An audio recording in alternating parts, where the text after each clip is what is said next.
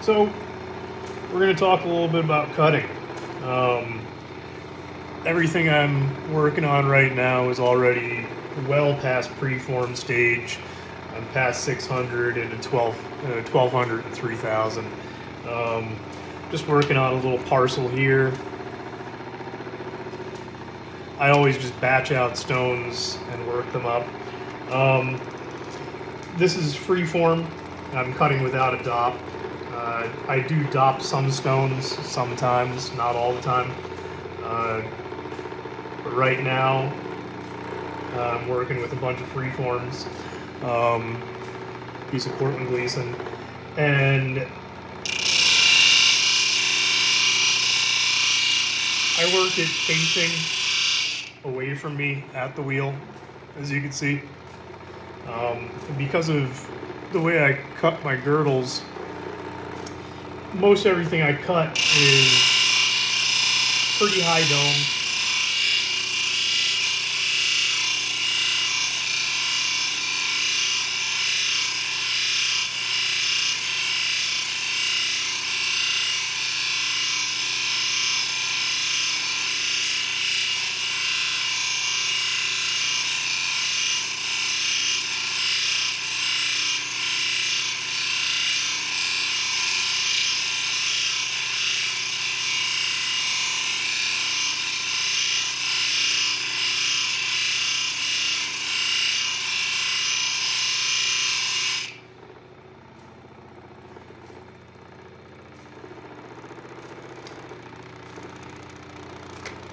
It's a really pretty simple process. You can cut a flat back on round wheels. You don't need a flat lap to do it. You just got to rotate the stone.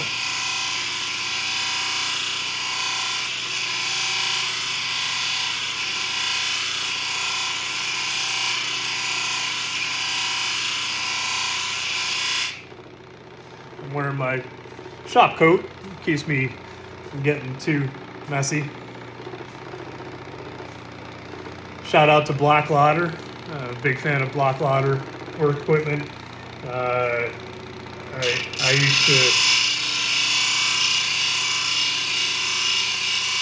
wear a lot more Black Ladder when I was a woodworker, building furniture, and a contractor, building homes and condos and hotels.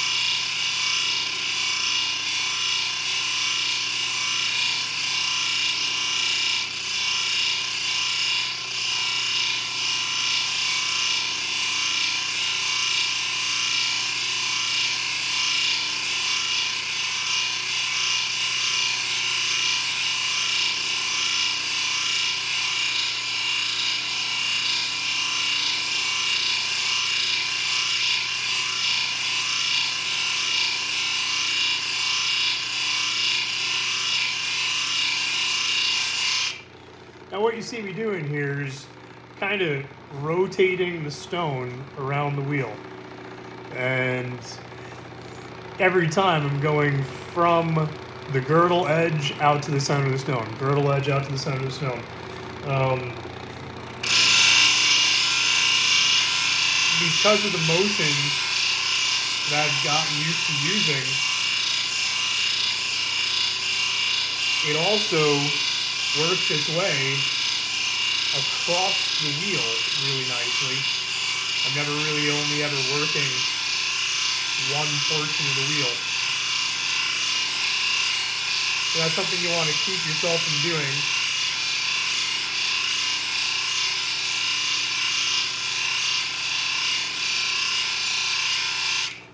You don't want to just wear down the centers of your wheels. I'm kind of excited about this piece. So I would consider that top 5%. This is Golden Hills from Kazakhstan. And I have two matched pieces and they're pretty fire. Some of these cabochons will probably make it into the giveaway.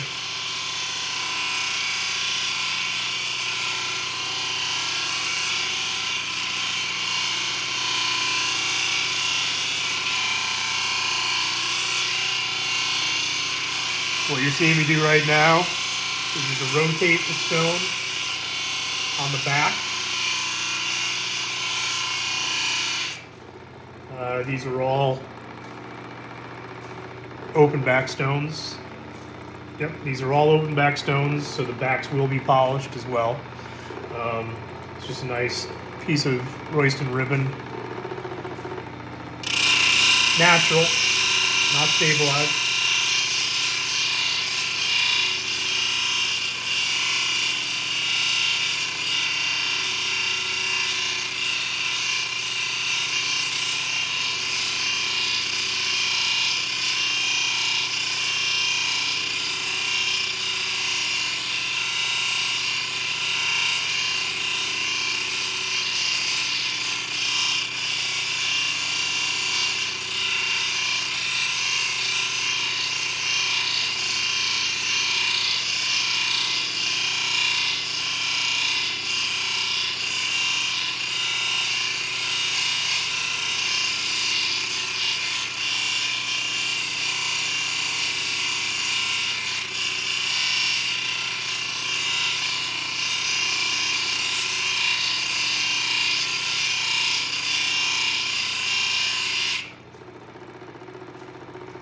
Nice little piece.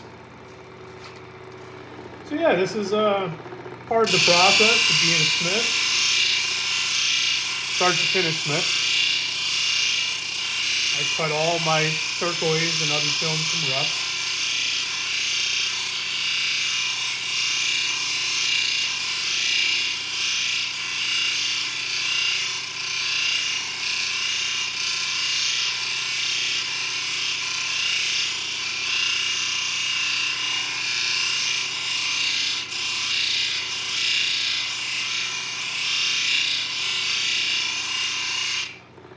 Although I do know how to facet, and I've gotten to work on a few fasteners, I don't have faceting equipment of my own yet.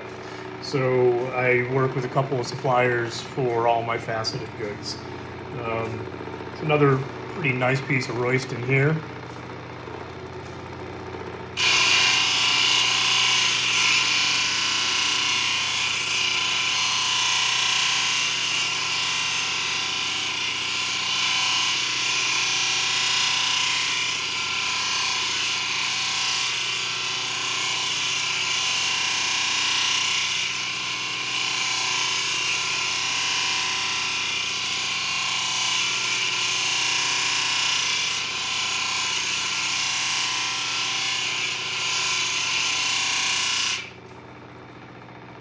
Once again, flat back, polished back.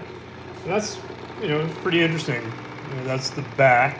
It's kind of almost Royston ribbon in the kaolinic clay.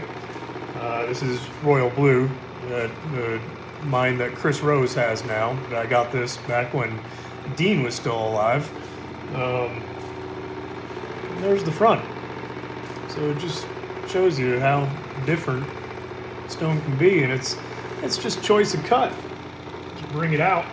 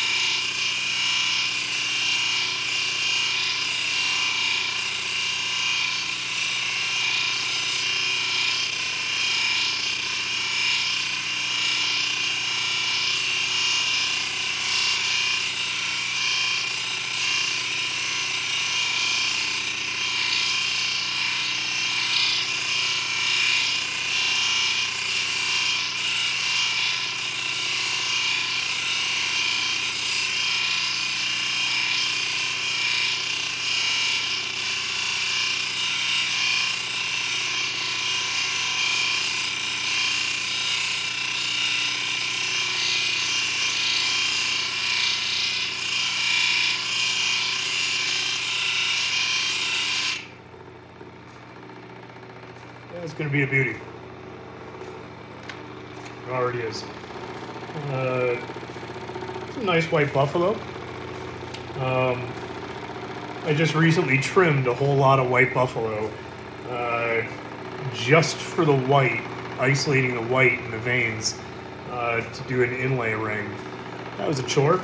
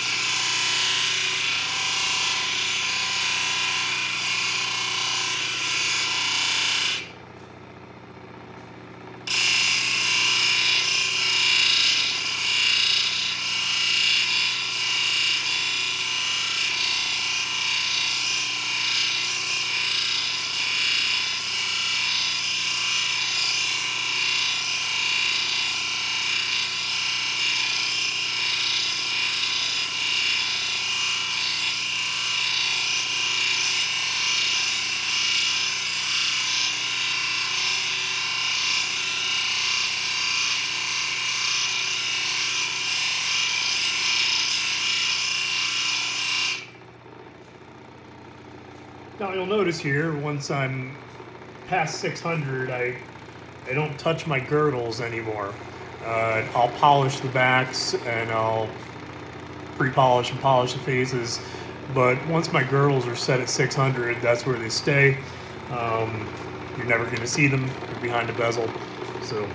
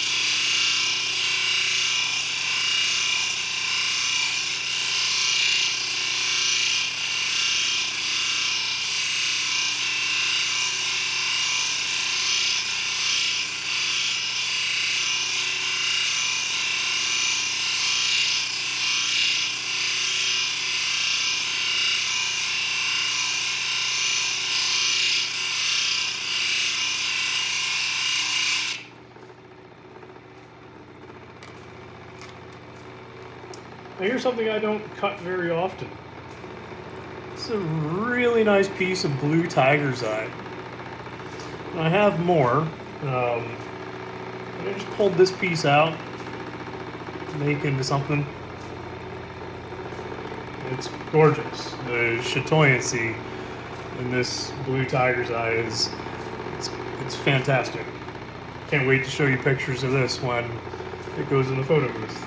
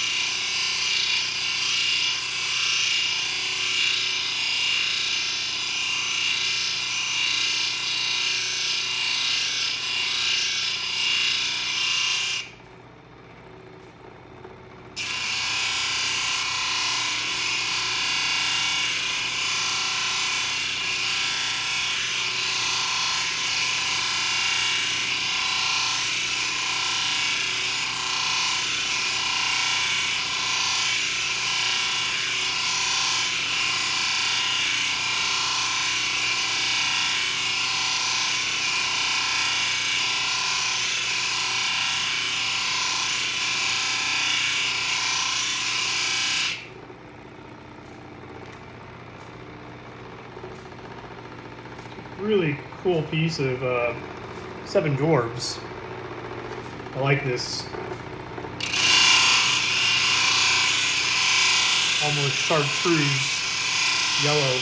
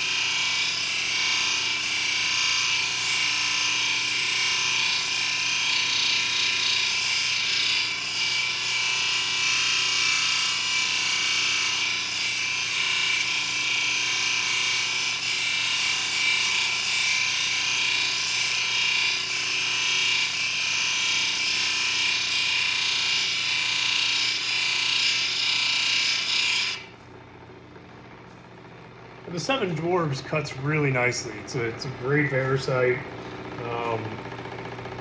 Yeah, it's been one of my favorite stones to cut for a while, and I went through quite a bit of it a few years back.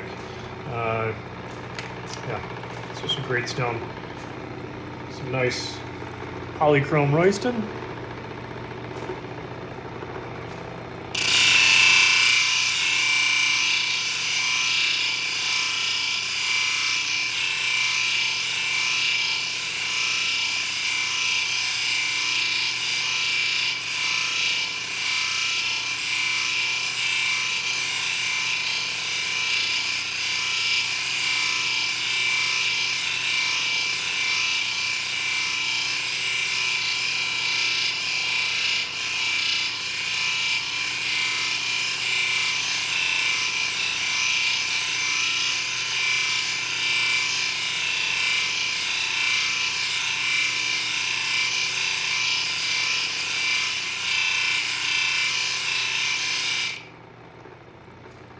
Now this one is this is Easter Blue, and it's in the Rhyolite. I don't think anybody's going to present the back of this one. It's tuned to 600 grit, but I'm not going to touch it anymore. I'm just worrying about the face of this stone.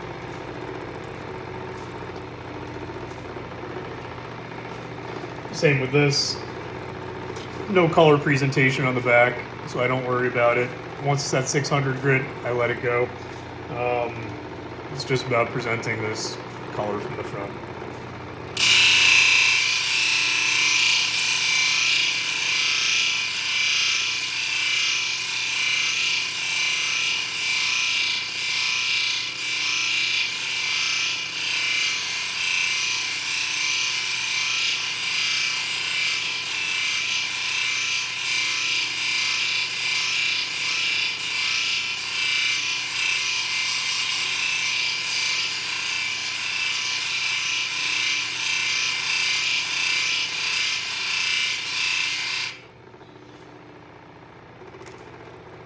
Now this video is basically just me batching out stone, and I do this a lot. I just run batches of stone, a couple hundred carats at a time. I will shoot another video of just cutting from rough, start to finish.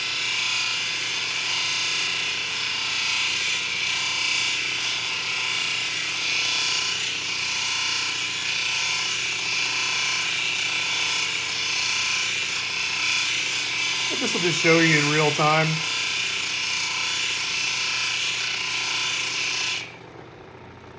What it takes to get through stone like this.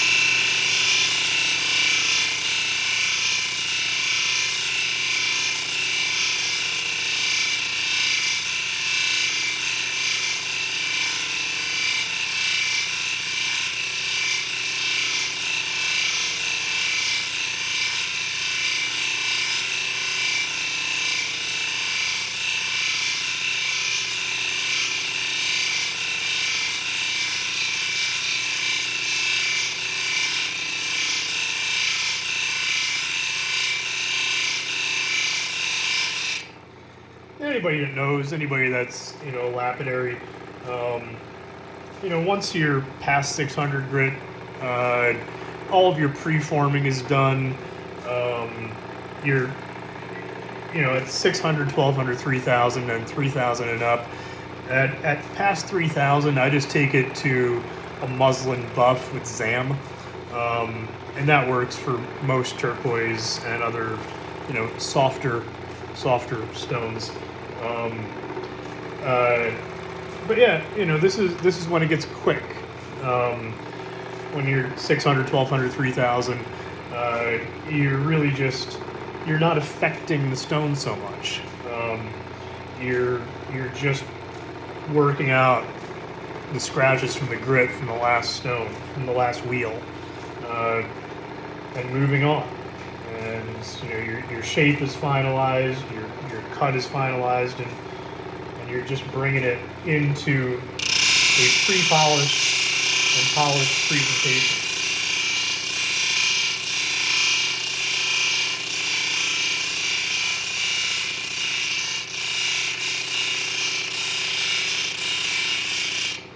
All of the hard decisions have been made. You know, what the stone is going to look like, how you're going to present it.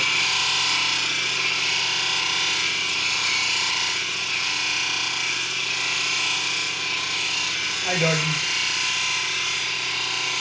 Duggies.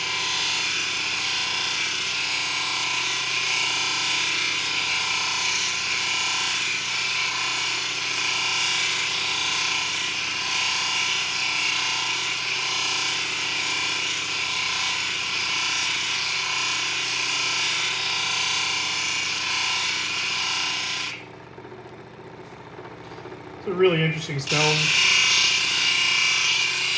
This is some Shattuckite from Bisbee.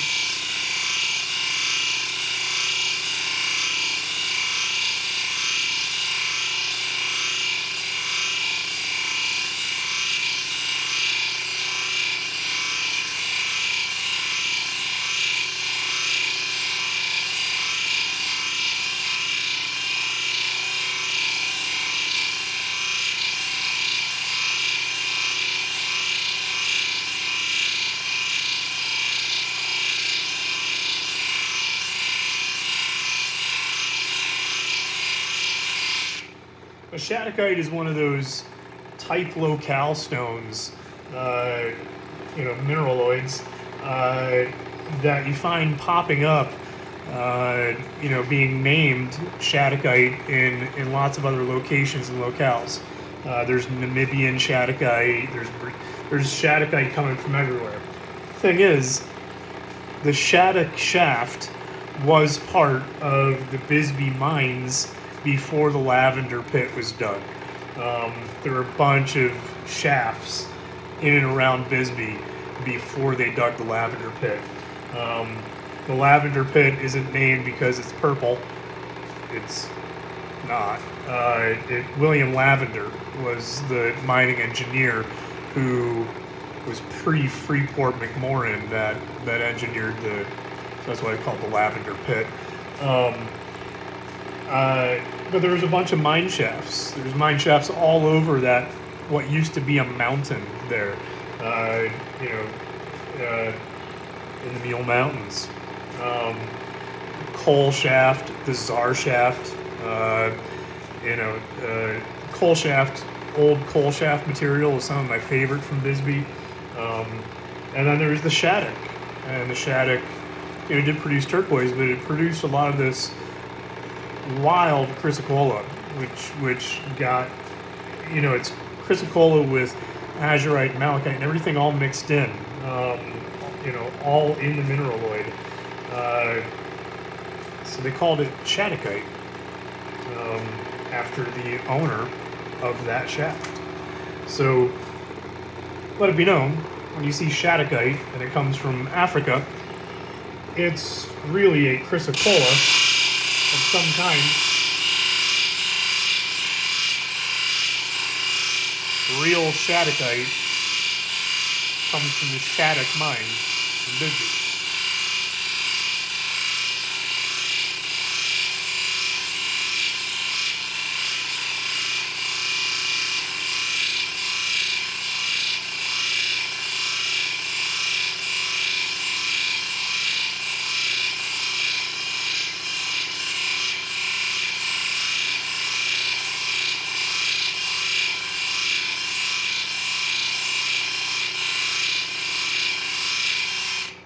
This is a beautiful piece.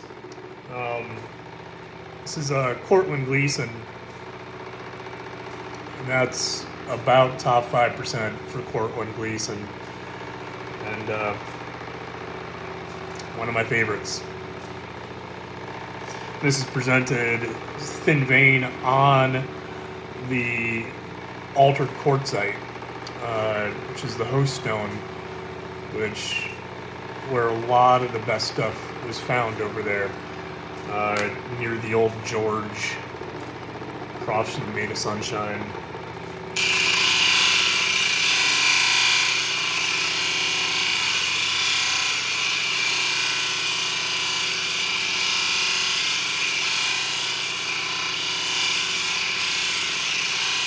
I was lucky enough to come across a couple of quartz rocks when they were doing county road cutting over there.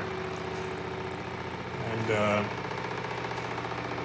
it's amazing what you could find just walking along the dirt roads.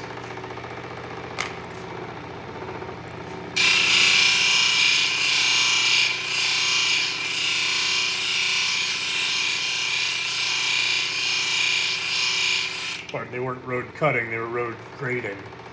So they were just removing washboard dirt. And when that happens,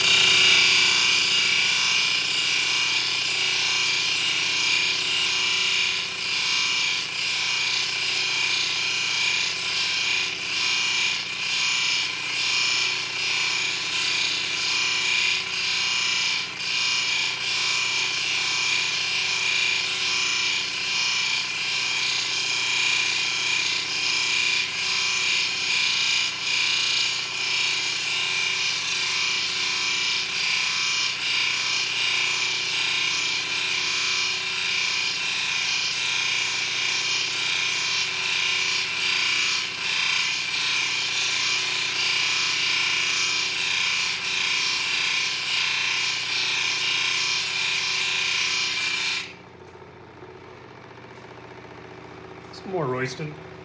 When I say Royston, Royston is a group of mines. There is the old Royston original, but this would be Royal Blue.